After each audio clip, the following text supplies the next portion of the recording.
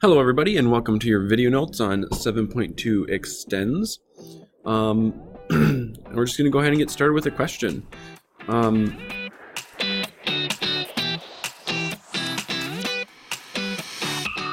ball is thrown at an angle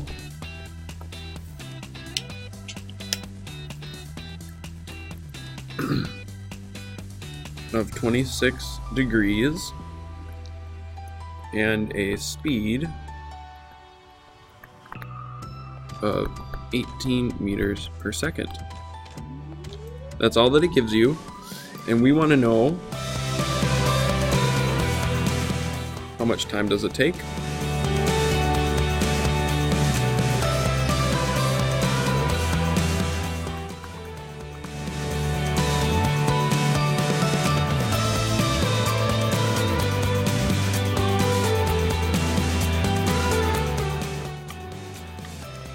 For the ball to hit the ground.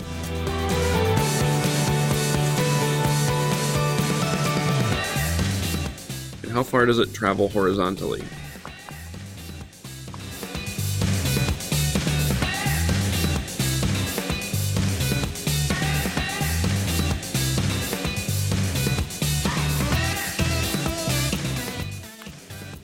Okay. So the main issue here is that we're not given the time, and we're not given the horizontal distance and a whole bunch of other things like that. The only things that we are given, let's do a different color, are 18 meters per second and 26 degrees. That's it. So there's an issue that's going to come up during this that's going to make the problem just a little bit harder than usual. But other than that, it's really straightforward compared to the other problems, with just a little bit of extra difficulty in it. So first thing that we should do is break this down into its components. So, well, first of all, our picture would look something like this. Got a ball traveling through the air, starts out at an angle of 26 degrees, moving at a speed of 18 meters per second. We want to know what this is. Okay, so we start off with our triangle. We've got the X component and the Y component. We know this is 18 meters per second and this is 26 degrees. So the X component would be 18 times the cosine of 26 degrees, and the Y component would be 18 times the sine of 26 degrees. And for the X component, we end up with 16.2 meters per second. And for the Y component, we end up with 7.9 meters per second. Okay. And then the next thing that we have to do is split these into the X and Y directions. And we end up with something like this. So in the X direction, we've got T equals, and in the Y direction, we don't know what time is. And we usually reference this equation, d equals v1 times t is 1/2 a t squared. And then list out the variables, dx equals v1, x equals ax equals, and then same thing for the y.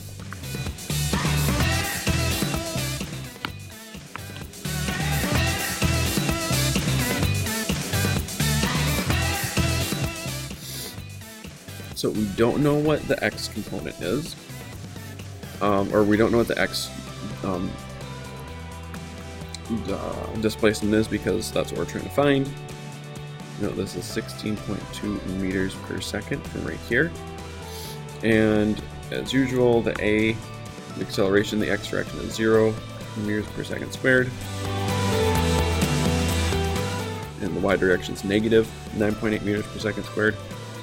And then the Y component of the starting velocity is 7.9 meters per second.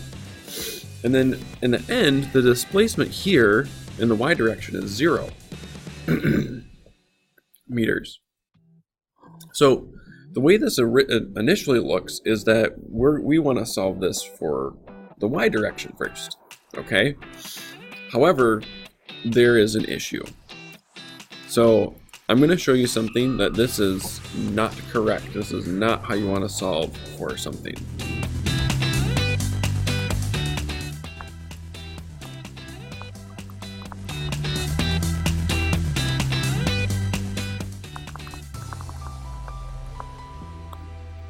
So you're not actually going to solve it this way, and here's the problem.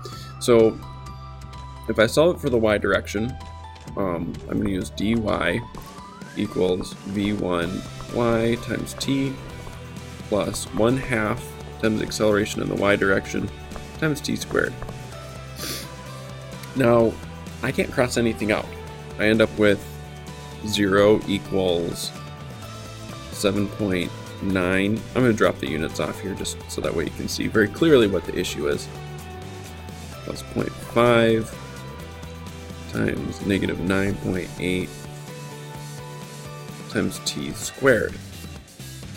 Notice where my t's are now. So I've got a t here and I've got a t there. Now the way that we could solve this is we could use the quadratic equation, but that's unnecessary. We don't actually need to do that. We could if we wanted to, but we don't actually need to do that. Instead, we can get a little crafty, and this is how we're going to solve it.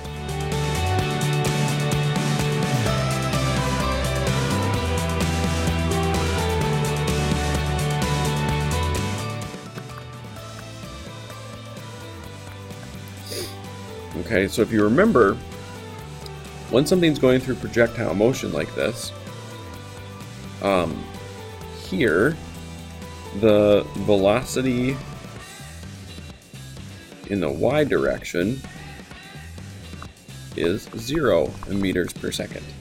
Okay, and if there's no air resistance, this is symmetrical, so this would be half of the time, and over here would be half of the time as well.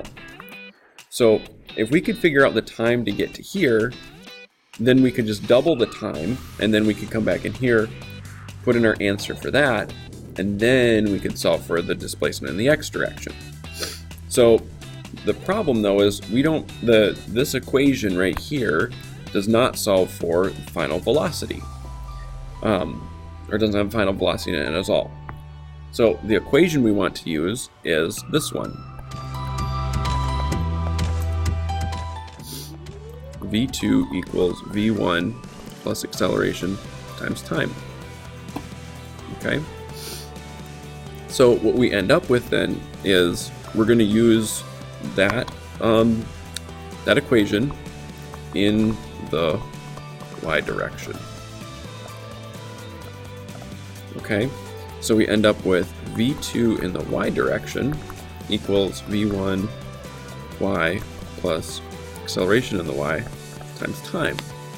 So what we can say here is at this place right here, we're going to say that V2 in the y direction is 0 meters per second equals the starting velocity in the y direction is 7.9 meters per second plus negative 9.8 meters per second squared times time. And now we can solve for t. How awesome is that? So I have to subtract 7.9 from both sides. So then I have negative 7.9. That goes away. Equals negative 9.8 times t. Divide by negative 9.8. This goes away, and I'm left with t equals 0.805 seconds. Okay? But remember that this is only half of the time. Okay? So then what we have to do to get the full time, we just have to multiply this by 2. So then we end up with 1.61 seconds for total time. Okay, so Now that we have the time, we're just going to solve like usual.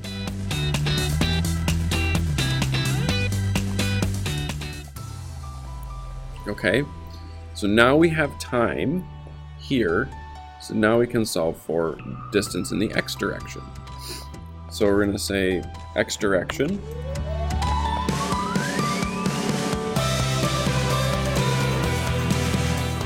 we have dx equals v1x times t plus 1/2 acceleration in the x direction times t squared. Acceleration in the x direction is 0. Distance in the x direction then is going to equal 16.2 meters per second times this time that we just found, which was 1.61 seconds. And then the distance in the x direction is just going to be about 26 meters. And there you have it. That's the way that you should solve all of these problems. Thanks for listening.